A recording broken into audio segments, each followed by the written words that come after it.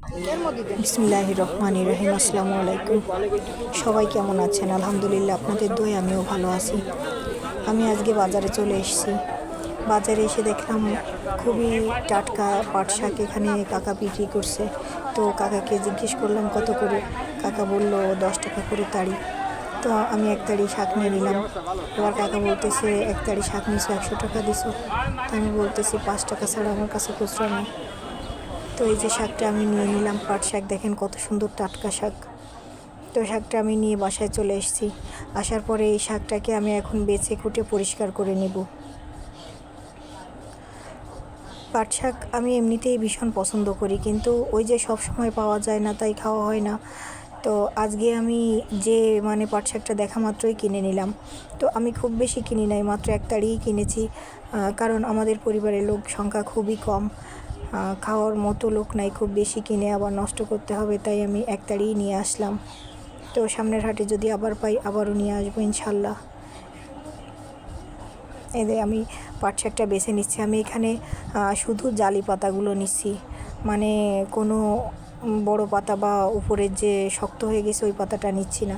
তাহলে ওই পাতাটা হয় কি, সেদ্ধ হয় না, সেদ্ধ হতে একটু দেরি হয় বা হয়, যার কারণে আমি এই যে জালি পাতাগুলো নিয়ে নিচ্ছি।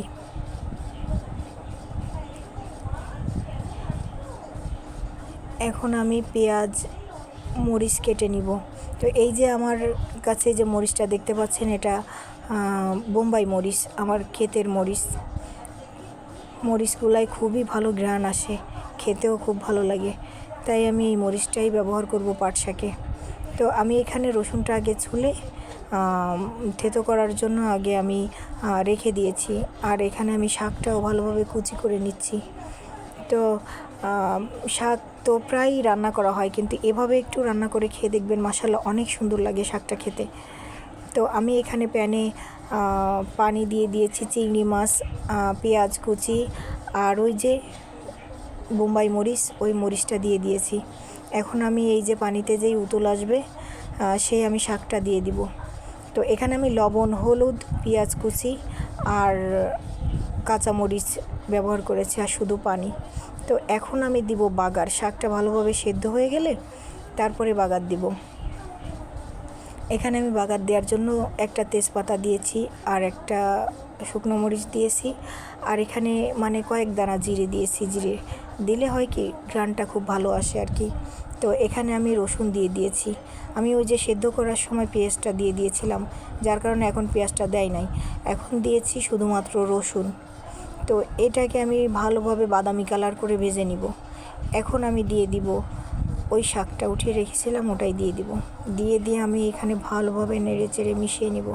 মিশিয়ে এই শাকের ভিতর আমার একটু পানি রয়ে গেছে, যার কারণে আমি একটু খুব ভালোভাবে ভাজা ভাজা করে নিচ্ছি। শাকটা যত ড্রাই হবে তত খেতে ভালো লাগবে, যার কারণে আমি এটা খুব ভালোভাবে শুকিয়ে নিয়েছি। দেখেন আমার শাক ভাজি হয়ে গেছে, আমি এখন নামিয়ে নিচ্ছি। এভাবে শাকটা ভাজি করে খেয়ে দেখবেন, অনেক সুন্দর হয় খেতে।